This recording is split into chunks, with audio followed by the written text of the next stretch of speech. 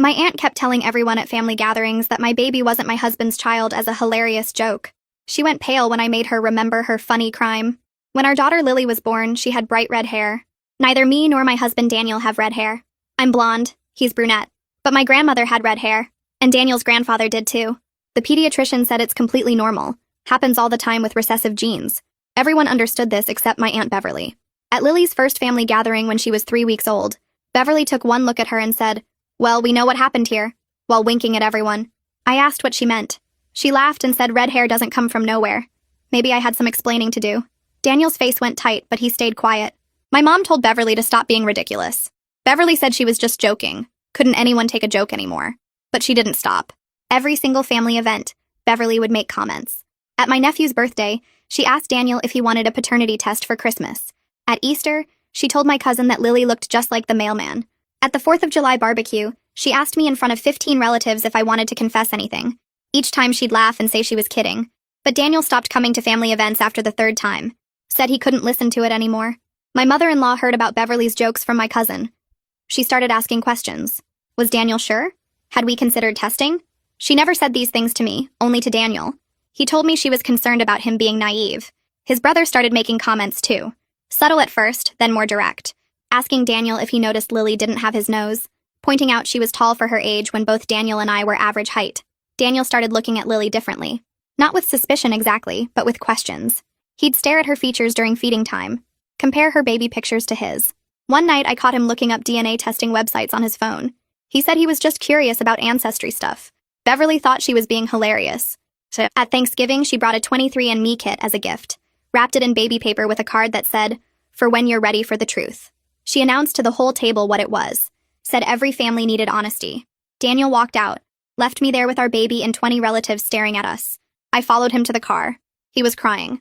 Said he hated himself for doubting, but the constant jokes were getting to him. That maybe we should do the test just to shut everyone up. I said if he needed a test after 3 years together and a planned pregnancy, then we had bigger problems than Beverly. We went home without eating dinner. Beverly texted me that night saying Daniel was too sensitive and couldn't handle a little teasing. That if I had nothing to hide, I wouldn't be so defensive. I didn't respond, but she kept going. Posted old pictures on Facebook of red-headed actors with captions like "Lily's real daddy."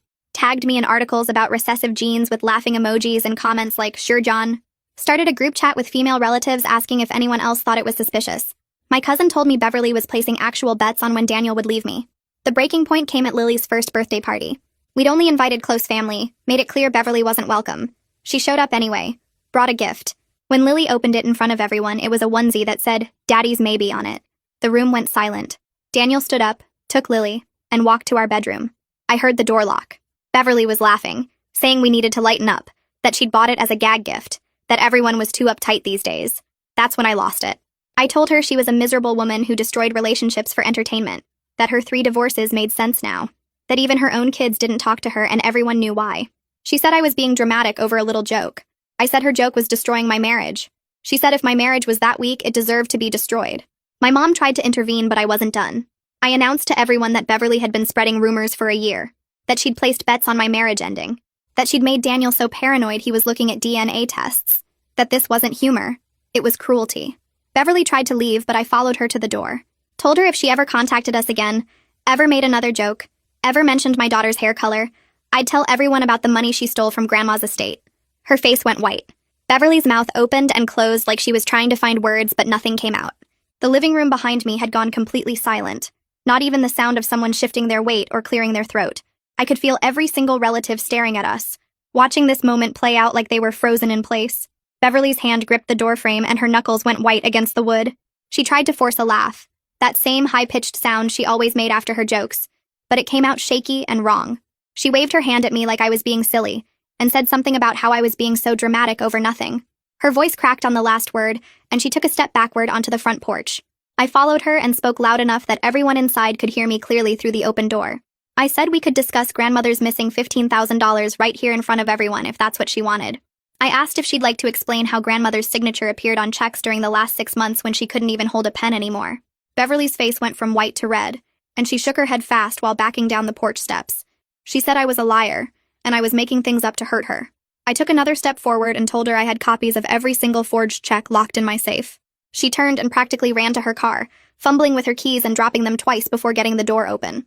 Her tires squealed when she backed out of the driveway, and I watched her taillights disappear down the street before I turned around.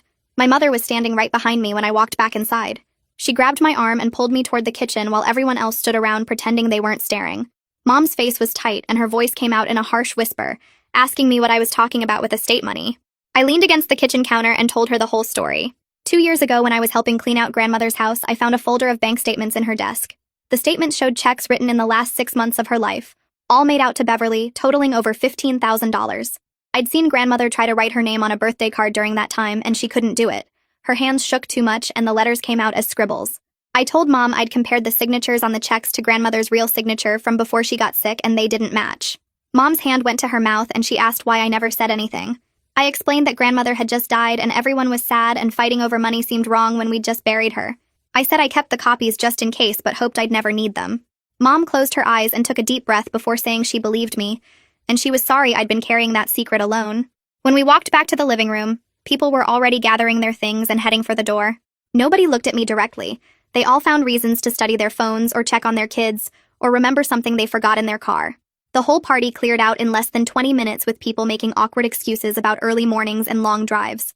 Scarlett was one of the last ones to leave, and she pulled me into a tight hug before she walked out. She whispered right in my ear that it was about time someone stood up to Beverly. She said she was sorry she didn't say something sooner, that she should have told me about the betting pool weeks ago instead of waiting. I hugged her back and told her I understood, and I wasn't mad at her. She squeezed my hand once more before heading out to her car. The house felt strange and quiet after everyone left, with half-eaten cake on plates and decorations still hanging everywhere. I walked down the hallway to our bedroom and knocked softly on the door. I said everyone was gone and it was just us now. The lock clicked and Daniel opened the door slowly, moving carefully like he didn't want to wake the baby. Lily was asleep on his shoulder with her little hand curled against his neck and her red hair sticking up in every direction. Daniel's eyes were red and puffy and I could see tear tracks on his cheeks. He didn't say anything, just stepped back to let me in before closing the door behind us. We sat on the bed next to each other. Not touching at first, just watching Lily sleep between us on the blanket. Her chest moved up and down with tiny breaths, and she made little sounds in her sleep. Daniel and I sat there for what felt like forever, neither of us knowing what to say or how to start. Finally, he spoke in a voice that was barely above a whisper. He said he was sorry for doubting me, sorry for letting Beverly's poison get into his head, sorry for not defending me better to his family. I told him I was sorry too. Sorry I let it go on so long before I fought back. Sorry I didn't shut Beverly down the first time she made a joke. We sat in silence for another few minutes before Daniel reached over and took my hand. That night, after we put Lily in her crib and turned on her nightlight, Daniel sat on the edge of our bed and told me something that made my stomach drop. He said he'd actually made an appointment for a DNA test next week at a lab downtown. His voice shook when he talked and he couldn't look at me. He said he felt disgusted with himself for even considering it, but Beverly's constant comments had gotten so deep into his head that he couldn't stop the doubts from creeping in. He said he'd lie awake at night looking at Lily's red hair and wondering, hating himself for wondering but unable to stop. He told me he'd been planning to go alone without telling me, just to get the test done and prove to himself that he was being crazy. I sat down next to him and put my hand on his back. I told him I understood why he felt that way, and I wasn't angry at him. I said if taking the test would give him peace and kill the doubts Beverly planted, then we should do it together. Daniel's face crumpled and he started crying, really crying in a way I'd never seen before. He put his head in his hands and his whole body shook. He said he didn't want to be the kind of husband who needed proof, didn't want to be the kind of father who looked at his daughter and questioned if she was really his. He said he loved Lily more than anything in the world, and he hated that Beverly had made him doubt something he knew in his heart was true. I held him while he cried and told him it was okay, that we'd get through this together. We talked for another hour about what to do and finally decided together that we'd do the DNA test. Not because either of us actually doubted the results, but because we needed to kill the poison Beverly had planted once and for all. We needed something concrete that Daniel could look at when the doubts crept in at night, something that would shut down any future comments from anyone. Daniel got his laptop and ordered a home test kit right there, paying extra for rush processing so we'd get results in 3 to 5 days instead of 2 weeks. We both felt sick about needing to do it, but also relieved that we'd finally have proof we could point to. My phone rang early the next morning while I was making coffee. Mom's name showed up on the screen and I almost didn't answer, but I figured I should get it over with. She started talking before I even said hello, her voice tight and angry. She said Beverly had been blowing up her phone since last night, claiming I was trying to destroy her reputation with lies. Beverly was telling everyone in the family that I'd made up the whole estate theft story to get revenge for her jokes. Mom's voice got quiet and serious when she asked me point blank if the theft was real, or if I'd just said it to hurt Beverly. I took a deep breath and told her yes. It was completely real, and I had copies of all the forged checks in my safe deposit box at the bank. I said I could show them to her anytime she wanted to see proof. An hour later, my phone rang again and Dad's name showed up. I picked up and he didn't even say hello, just asked why I never told him about the theft. His voice sounded tight and angry in a way I'd never heard before. I took a breath and explained that grandmother had just died when I found those forged checks. Everyone was grieving and falling apart. I didn't want to tear the whole family into pieces over money when we'd already lost her. The funeral had been hard enough without adding accusations and police reports. Dad went quiet for a minute and I could hear him breathing on the other end. Then he said he understood I was trying to protect everyone, but Beverly had been using my silence like a shield to hurt my family for a whole year. He told me he was going to handle Beverly himself now and I should just focus on fixing things with Daniel. He said not to worry about the family drama anymore because he'd take care of it. We hung up and I sat there staring at my phone feeling weird about the whole thing. Part of me felt relieved that Dad believed me and was stepping in. Another part felt guilty for keeping the theft quiet for so long. That afternoon, my phone rang again, and this time it was Kayla, Daniel's mom. My stomach dropped when I saw her name because I figured she was calling to yell at me or defend Beverly somehow. But when I answered, her voice sounded small and shaky. She said she needed to apologize for questioning Daniel about paternity. She told me she realized now that she let Beverly's gossip get into her head and change how she saw things. She said she was ashamed that she doubted her own son and made him feel like he needed to prove something. She kept saying she was sorry over and over. I told her it was okay, and that I understood how Beverly's constant comments could mess with people's heads. We talked for a few more minutes and she asked if she could come visit Lily soon. I said yes because I could tell she really meant the apology. My phone buzzed with a text from Christopher about 20 minutes after I got off the call with Kayla. The text was long and said he wanted to apologize for his comments about Lily's features. He admitted he was just repeating stuff he'd heard other family members saying at gatherings. He wrote that he never actually believed any of it and felt terrible for joining in. He said he should have stood up for us instead of making Daniel feel worse. I texted back that I appreciated him saying that and it took guts to admit he was wrong. 2 days later, we did the DNA test. Daniel opened the kit at the kitchen table while Lily played with blocks on the floor. The instructions said to swab the inside of the cheek for 30 seconds. Daniel did his first, rubbing the long cotton swab against the inside of his mouth while watching the timer on his phone. Then I held Lily still while he did hers, which was harder because she kept trying to grab the swab and bite it. We got enough cells, though, and sealed both swabs in their separate tubes. The kit came with a prepaid shipping envelope, and we walked to the post office right away to send it overnight. The lady behind the counter scanned it and said it would arrive tomorrow. The waiting period was 3 to 5 business days after they got it. Walking back to the car, Daniel grabbed my hand and squeezed it hard. Neither of us said anything, but I knew we were both thinking the same thing. Every hour was going to feel like torture, even though we both knew what the results would say. 3 days into the waiting period, I got an email notification on my phone. Beverly's name popped up in my inbox and my hand started shaking before I even opened it. The email was long, maybe 10 paragraphs, and she called me vindictive and cruel in the first sentence. She claimed the estate situation was just a misunderstanding, and I was using it to manipulate the whole family against her. She wrote that I'd always been jealous of her close relationship with grandmother, and that's why I was making up lies now. She said I was a terrible person for destroying family bonds over a joke that was meant to be funny. The email went on and on about how I was too sensitive and couldn't handle teasing. She accused me of turning everyone against her because I wanted attention and sympathy. By the end, she was saying I'd regret using lies to hurt her. I read it twice and felt my face getting hot with anger. I didn't write back to Beverly.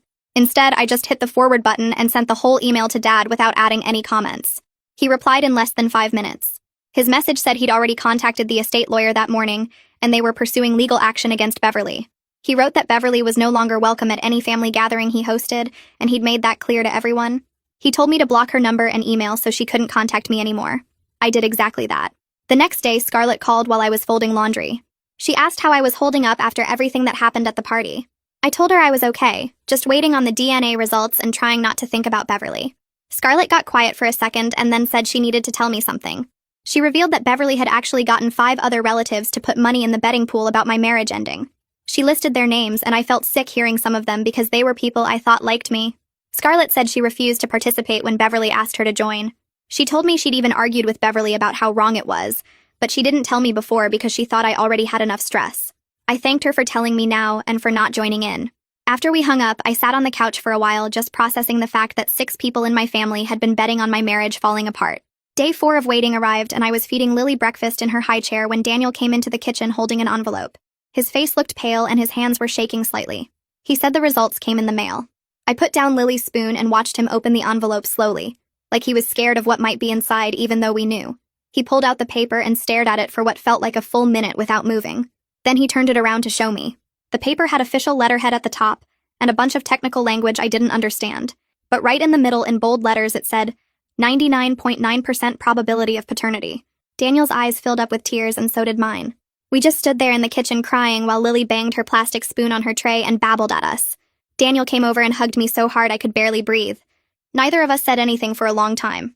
That afternoon, Daniel disappeared into the garage for about an hour. When he came back in, he was holding a simple black frame he'd bought at the store. He'd put the DNA results inside it. I asked him what he was doing, and he said he wanted to hang it in Lily's nursery. I thought that was kind of weird at first, like who frames a paternity test? But he explained that he wanted a reminder of how close he came to letting someone else's poison destroy his family. He said every time he walked into her room and saw that frame, he'd remember what we survived together and how we didn't let Beverly win. We hung it on the wall next to the growth chart, and Daniel stood there looking at it for a long time. I put my arm around his waist and leaned against him. The frame looked strange hanging there with all the cute baby decorations around it, but I understood why he needed it there. 2 days later, my mom called while I was doing dishes and asked if we'd come to Sunday dinner at their house. She said she needed to see us and promised Beverly wouldn't be there. Her voice sounded tired and sad when she told me she was heartbroken about everything that happened, but she believed me about the estate theft. She said I did the right thing finally using that information to protect my family. I told her we'd come, and she sounded relieved. That Sunday, we drove to my parents' house with Lily in her car seat, babbling the whole way. Daniel seemed nervous and kept adjusting his grip on the steering wheel. When we walked in, about a dozen relatives were already there, sitting around the dining room table. My dad stood up as soon as he saw us and hugged me tight. Then he asked everyone to sit down because he had something important to say. The room got quiet and people stopped passing dishes around. Dad cleared his throat and announced that he'd filed a formal complaint with the police about the forged checks Beverly wrote from grandmother's accounts. Several cousins gasped and my Aunt Sarah put her hand over her mouth. But my uncle nodded like he'd been expecting this, and Scarlett reached over to squeeze my hand under the table. Dad said he had copies of everything, and the police were taking it seriously. My mom started crying quietly, and Daniel put his arm around my shoulders.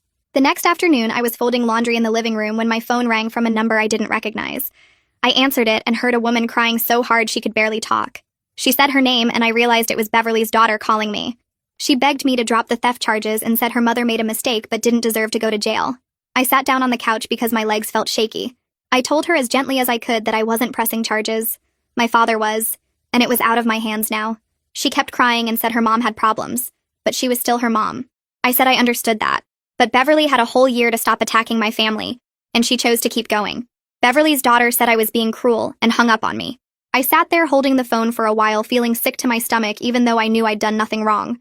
That night after Lily went to bed, Daniel and I were sitting on the couch watching TV when he muted it suddenly. He turned to me and said he thought we should start seeing a marriage counselor. My stomach dropped because I worried he was going to say he wanted a divorce. But he explained that the DNA test proved biology and genetics, but it didn't automatically fix the fact that he doubted me for months. He said those doubts did damage and we needed help working through it. I felt relieved and scared at the same time. I told him I thought that was a good idea, and he squeezed my hand. He'd already looked up a few counselors who specialized in family issues and trust problems. We made an appointment for the following week.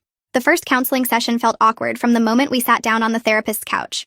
The counselor was a woman in her 50s who asked us to explain why we were there. Daniel started talking and admitted he felt ashamed of his doubts about Lily's paternity. His voice cracked when he said he hated himself for letting Beverly's poison get into his head. Then it was my turn, and I said I resented him for not defending me more strongly to his family. I told the counselor I felt alone dealing with Beverly's attacks, while Daniel stayed quiet or avoided family events. The counselor listened to both of us and said these were completely normal feelings after what we'd been through. She explained that trust damage takes time to heal, and we shouldn't expect everything to be fixed immediately, just because we had proof.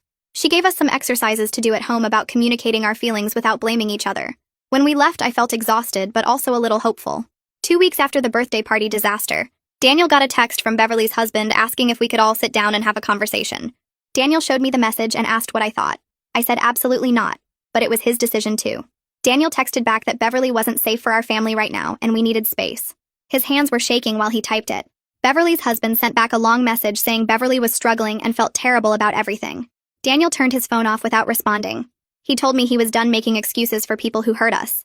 I hugged him and told him I was proud of him for setting that boundary. 3 days later, my dad called me in the middle of the afternoon sounding angry. The estate lawyer had contacted him with new findings about Beverly's theft. She'd actually taken closer to $22,000 over 6 months, not the $15,000 I'd originally found.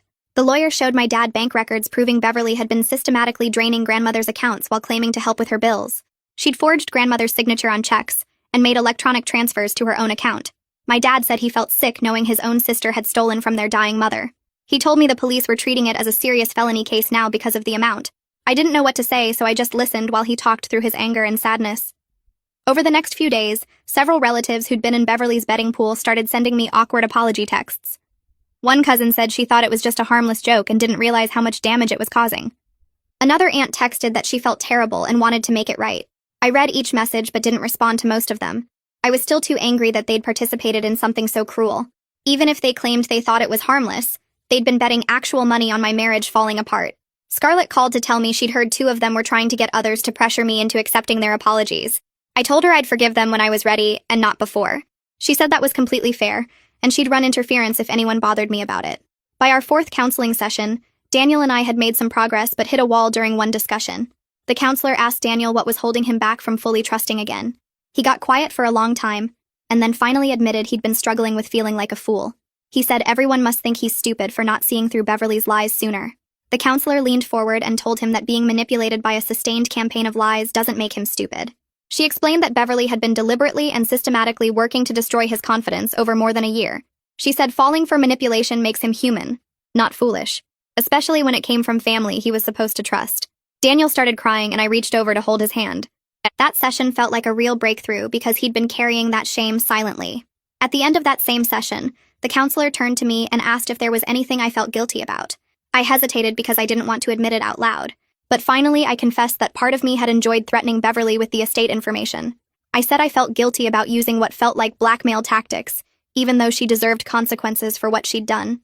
The counselor nodded and said it was completely okay to have complicated feelings about standing up for yourself. She told me that using information to protect my family from ongoing harm wasn't the same as blackmail for personal gain. She said I could acknowledge that standing up to Beverly felt good, while also recognizing it wasn't my proudest moment. That helped me feel less conflicted about the whole confrontation. The next week, my mom showed up on Tuesday morning with grocery bags and a determined look on her face. She said she'd be coming over every Tuesday from now on to spend time with Lily and help around the house. I started to protest, but she held up her hand and told me she needed to do this. She unpacked the groceries while Lily played with blocks on the kitchen floor. Mom picked up Lily and sat on the couch with her, just watching her stack the blocks and knock them down. After about 20 minutes of this, Mom looked at me and said she'd been thinking a lot about Beverly's comments from the beginning. She admitted she'd told me to ignore Beverly at that first gathering when Lily was only 3 weeks old. Mom said she wished she'd shut Beverly down harder right from the start, instead of treating it like harmless family nonsense. She told me she'd spent years trying to keep peace in the family by minimizing problems, and she was done with that approach. I sat down next to her and told her I understood why she'd reacted that way. Mom shook her head and said, understanding didn't make it right, and she should have protected me and Daniel better. She came back the following Tuesday and every Tuesday after that. Sometimes she'd bring lunch, sometimes she'd just play with Lily while I caught up on laundry or took a shower without rushing. It became this steady thing I could count on. 2 weeks after Mom started her Tuesday visits, Kayla called Daniel and asked if we'd come to dinner at their house on Saturday. Daniel asked if this was about Beverly, and Kayla said yes. His whole family wanted to talk to us. I could see Daniel tense up on the couch while he listened to his mom on the phone. He told her we'd think about it and call her back. But after he hung up, we sat there for a while not saying anything. Finally, Daniel said he thought we should go because his family owed us an actual apology, and this seemed like they were trying to give one. I agreed, but told him we'd leave the second anyone made excuses for their behavior. Saturday came and we drove to Kayla's house with Lily in her car seat. Daniel's brother Christopher answered the door and immediately said he was glad we came. The whole family was there in the dining room. Kayla had made this big meal with Daniel's favorite foods. We all sat down, and it was incredibly awkward at first with everyone just passing dishes around in silence. Then Kayla put down her fork and looked directly at both of us. She said she needed to say something formal and important. She told us that Daniel's family had failed to trust his judgment and support his marriage when he needed them most. Kayla said they'd let Beverly's rumors influence them instead of believing in Daniel's character and integrity. She apologized for questioning him about paternity, and for making him feel like his own mother doubted him. Christopher jumped in and apologized for his comments about Lily's features, and for repeating gossip instead of supporting his brother. Daniel's dad, who'd been quiet this whole time, said he was ashamed he hadn't stepped in to stop the family from piling on. The dinner lasted 3 hours, and it was uncomfortable the entire time, but I could tell everyone meant what they were saying. On the drive home, Daniel said it felt necessary, even though it was painful to sit through. The following week, my dad called and asked me to meet him for coffee. I left Lily with Daniel and met Dad at the coffee shop near our house. He looked tired when I walked in. We got our drinks and sat in the corner booth. Dad told me that Beverly had been formally charged with felony theft and forgery related to the estate fraud. He said the prosecutor had looked at all the bank records and forged signatures, and decided this was a serious case worth pursuing. I asked him if he was okay with Beverly facing criminal charges. Dad was quiet for a minute and then said he'd actually pushed for the charges to be filed. He told me Beverly needed to face real consequences, not just family disapproval and people being mad at her. Dad said that without legal consequences, Beverly would just wait for everything to blow over and then go back to her old behavior. I told him I felt conflicted about the whole legal route even though I knew Beverly deserved punishment. He reached across the table and squeezed my hand. Dad said he understood my conflict, but this was bigger than just what Beverly did to my marriage. He explained that she'd stolen from their dying mother and betrayed the family's trust in the worst possible way. The charges were filed and Beverly would have to answer for that in court. I asked if he thought she'd go to jail. Dad said he didn't know, but he hoped she'd at least get probation and have to pay restitution. Our counseling sessions continued every week, and slowly things started shifting between Daniel and me. The counselor gave us homework about rebuilding intimacy through small daily actions instead of trying to fix everything at once. Daniel took the assignment seriously. He started leaving me notes in random places around the house. I'd find them in my coat pocket or tucked into the bathroom mirror or stuck to the coffee maker. The notes would say things like why he loved me or what he appreciated about me that day. One note said he loved how patient I was with Lily even when I was exhausted. Another said he was grateful I'd fought for our family when he'd been too beaten down to fight himself. I made an effort to be more open about my feelings instead of trying to handle everything alone like I usually did. When I felt overwhelmed, I told him instead of just pushing through. When I was scared about the Beverly situation, I talked to him about it instead of keeping it inside. The counselor said these small changes were building new patterns of trust and communication. It felt awkward at first because we'd gotten so used to just surviving and managing crises, but after a few weeks it started feeling more natural. Daniel would ask me how I was really doing, and I'd actually tell him the truth. I'd ask him what he needed from me, and he'd be honest about it. We were learning how to be a team again, instead of two people just trying to get through each day. 3 months after the birthday party confrontation, my dad called with news about Beverly's case. She'd taken a plea deal and pleaded guilty to reduce charges. Instead of felony theft, they'd reduced it to a lesser charge in exchange for her guilty plea. Beverly got 2 years probation, had to pay full restitution of the $22,000 she'd stolen, and had to complete 200 hours of community service. Dad said the criminal record was what really mattered because it created official consequences for her actions. I asked if he'd talked to Beverly at all. He said no, and he didn't plan to anytime soon. Dad told me Beverly's daughter had called him crying and begging him to forgive Beverly, but he'd told her that forgiveness would take time, and Beverly needed to focus on her legal consequences right now. The plea deal meant no trial, which was a relief because none of us wanted to testify in court, but it also meant Beverly had admitted in an official legal setting that she'd stolen from our grandmother. That admission felt important somehow, like it made everything real and documented instead of just family drama. My cousin's wedding was scheduled for late September, and we got the invitation in the mail. Daniel looked at it and asked if I thought Beverly would be there. I called my cousin directly and asked. She told me Beverly wasn't invited and wouldn't be attending any family events for the foreseeable future. She said too many people were still angry and hurt by what Beverly had done. The wedding was on a Saturday afternoon at a hotel ballroom. We got dressed up and brought Lily in this little flower girl dress even though she wasn't actually in the wedding party.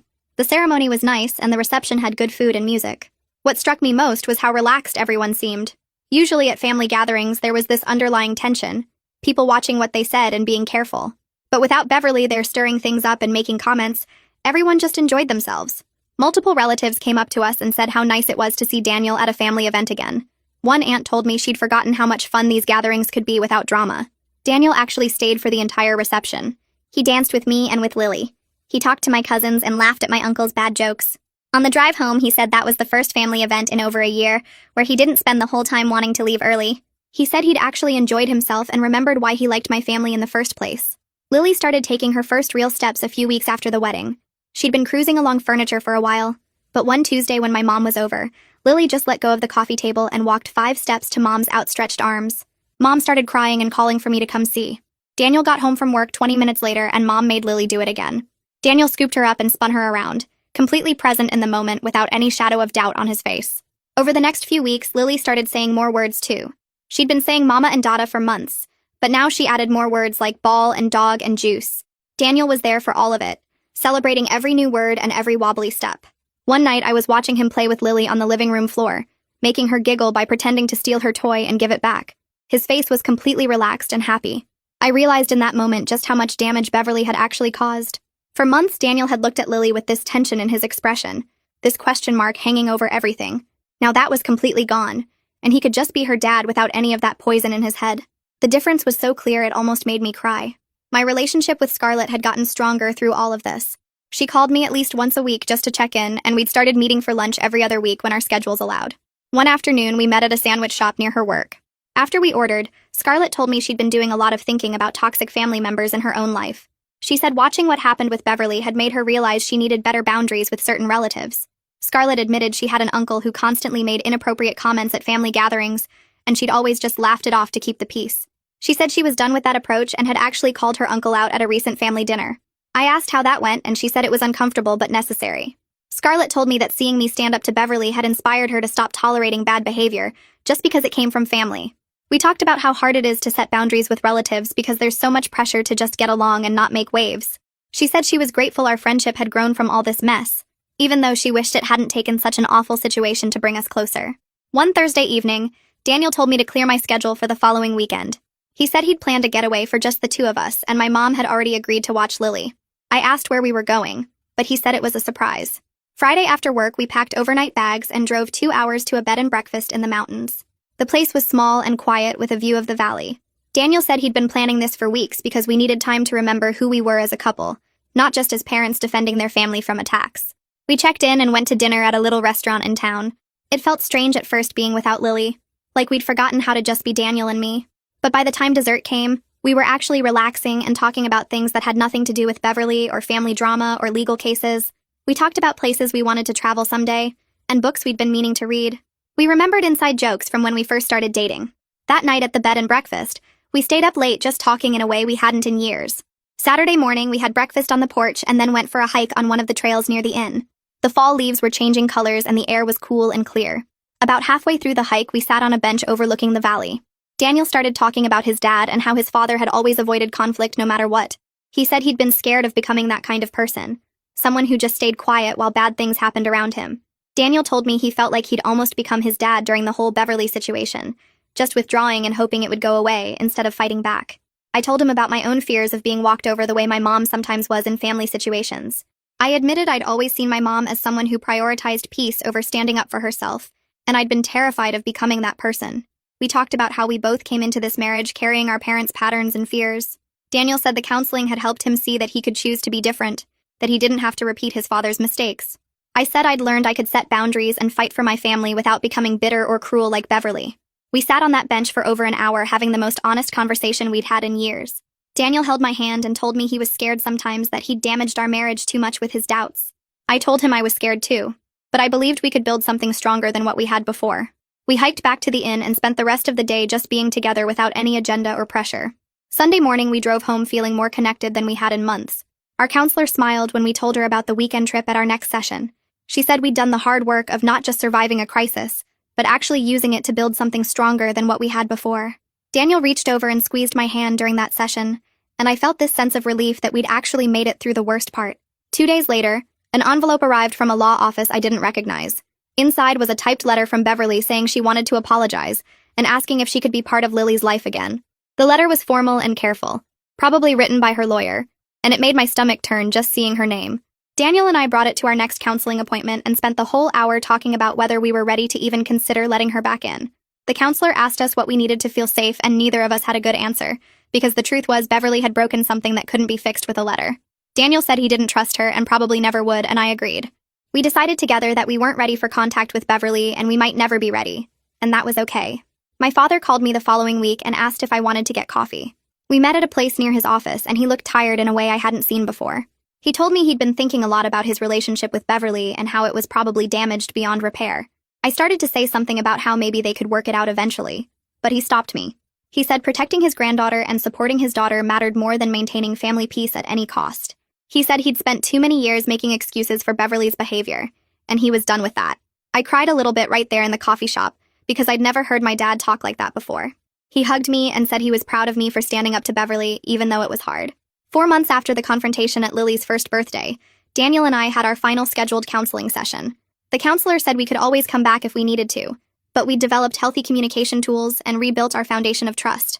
She said most couples who go through what we went through either break up or stay together, but never really heal, and we'd done the actual healing work. Daniel thanked her for helping us find our way back to each other, and I felt grateful that we'd been willing to do the hard work, instead of just pretending everything was fine. We started planning Lily's second birthday party the next week, and this time we were very careful about the guest list. We only invited people who had supported us through the crisis, which made it smaller than last year's disaster, but so much better. My parents were coming, Daniel's mom Kayla was coming, Christopher and his new girlfriend, Scarlett and her family, and a few other relatives who had stood by us. No one who had participated in Beverly's betting pool got an invitation. No one who had made Daniel feel like he needed to question his own daughter got invited. The party was just going to be about celebrating Lily with people who actually loved her. The morning of the party, Daniel helped me set up decorations while Lily played with her toys in the living room. We hung streamers and balloons, and I made a cake with red frosting to match her beautiful red hair. People started arriving around noon, and the house filled up with warmth and laughter in a way it hadn't the year before. Everyone brought gifts and hugs, and no one made a single joke about paternity or hair color or anything else. Kayla spent 20 minutes on the floor playing blocks with Lily, and I watched Daniel watching them with this peaceful expression on his face. About an hour into the party, Daniel tapped his glass with a fork to get everyone's attention. He gave a short toast thanking everyone for standing by our family during a difficult time. He didn't mention Beverly by name, but everyone understood what he meant, and several relatives raised their glasses with visible emotion in their eyes. My mom wiped tears away, and my dad put his arm around her shoulders. Christopher stood up and added that he was grateful to be part of a family that knew how to support each other when it really mattered. Then it was time for cake, and we brought Lily to her high chair with the red frosted cake in front of her. She looked at it for about 2 seconds before smashing both hands right into the middle of it. Red frosting went everywhere, all over her face and hair and clothes, and everyone laughed and took pictures. I caught Daniel watching her with pure joy and zero doubt on his face, and that moment felt like the real victory. Not the confrontation with Beverly or the legal consequences or even the DNA test. Just Daniel looking at our daughter covered in cake and seeing nothing but love. My mother pulled me aside while Daniel was helping Lily get cleaned up. She told me she was proud of how I'd fought for my family. She said she'd been thinking about times in her own life when she should have been more assertive, and I'd inspired her to work on that. I hugged her and told her it meant a lot to hear her say that. Christopher came over with a woman I'd never met before, and he introduced her as his girlfriend Joyce. He told her this was his niece Lily, the smartest and cutest kid in the whole family. Daniel caught my eye across the room and smiled, and I knew he'd heard it too. After everyone left and we'd said our goodbyes, Daniel and I cleaned up together while Lily napped in her room. We picked up wrapping paper and put away leftover food and wiped frosting off the walls. Daniel said this birthday felt completely different from last year, and I agreed. He told me he was grateful we'd gone through hell together, because now he knew our marriage could survive anything. I said I felt the same way, and we finished cleaning in comfortable silence, just being together in our home with our daughter sleeping safely nearby. A few weeks after the party, Beverly's daughter called while I was doing laundry. I let it go to voicemail at first, but she called back twice, so I answered. She asked if we could talk about letting her kids spend time with Lily since they were cousins, and shouldn't be punished for their grandmother's behavior. I told her I understood where she was coming from, but we needed to protect our peace right now. She asked how long that might take, and I said honestly I didn't know. Maybe someday, but not today. She was quiet for a minute, then said she understood and hoped we could work toward it eventually. After we hung up, I felt guilty, but also relieved that I'd held the boundary without caving to pressure. Daniel came home from work the next Tuesday with this huge smile on his face. He picked up Lily and spun her around, then kissed me and said he got the promotion he'd been hoping for. His boss told him during the review that his communication skills had improved dramatically over the past 6 months. Daniel said he'd actually mentioned the counseling to his boss in a general way, talking about how working on personal growth had helped him professionally. That night after Lily went to bed, Daniel told me the whole nightmare with Beverly had taught him to stand up for himself in all areas of his life. He said he used to avoid conflict at work too, just like he did with family, but counseling showed him how to be direct without being aggressive. The following Sunday, we tried out a parents group at our church that someone had mentioned to us. About 8 couples sat in a circle in the church basement with coffee and donuts. The facilitator asked everyone to share one family challenge they were navigating. We heard about in-laws who ignored boundaries, parents who played favorites with grandchildren, siblings who caused drama at every gathering. When it was our turn, I gave a brief version of what happened with Beverly without using her name. 3 different people nodded like they'd experienced something similar. After the meeting, 2 couples came up to talk to us more, and we exchanged numbers. Daniel said on the drive home that it felt good to know we weren't the only ones dealing with complicated family stuff. My parents invited us over for dinner a few days later. Dad grilled burgers while Mom and I made salad, and Lily played in their backyard. Over dinner, Dad brought up Beverly without me having to prompt it. He said he'd been thinking a lot about how he handled things over the years. He told me he wished he'd addressed Beverly's behavior a long time ago instead of staying silent and enabling it. Mom agreed and said she felt the same way, that they'd both chosen peace over protection. I told them I understood why they did it, that confronting family is hard. Dad said watching me stand up to Beverly showed him it was possible to set boundaries without destroying yourself in the process. The conversation felt different from our usual surface-level small talk, more honest and real. I ran into one of the relatives who'd been in Beverly's betting pool at the grocery store the next week. She was in the produce section and saw me before I saw her. She walked over looking nervous and said she'd been hoping to talk to me. She apologized again for participating in the betting pool. said she felt terrible about it. This time, instead of walking away, I actually listened. I told her I accepted her apology and hoped she learned something about how gossip that seems harmless can actually destroy people.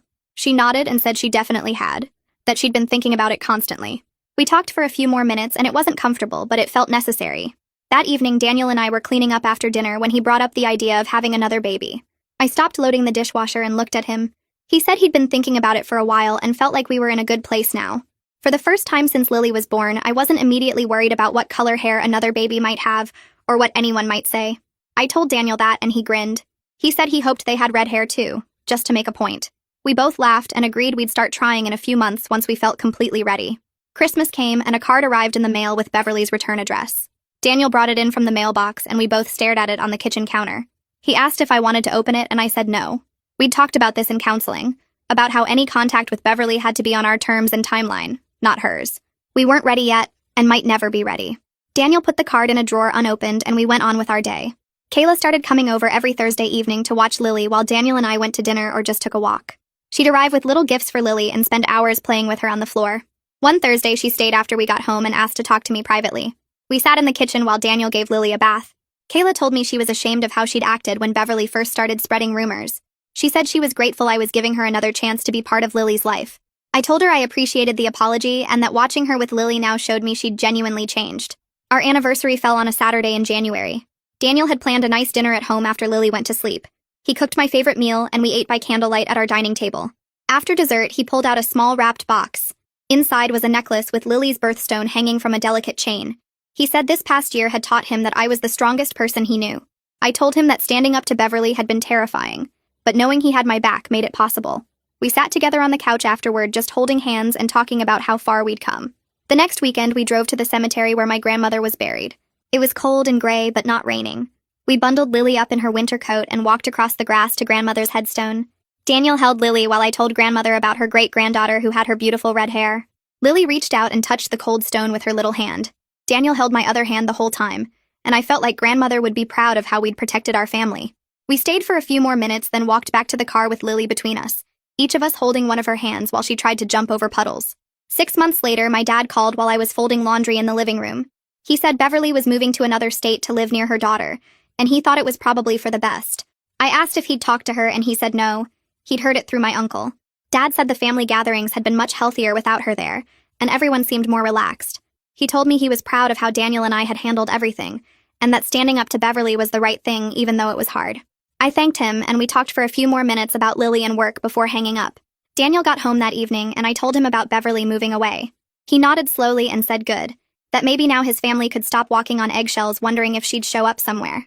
We decided to celebrate our progress by going out that weekend, just the two of us. Kayla agreed to watch Lily on Saturday night, and we drove to our favorite restaurant downtown.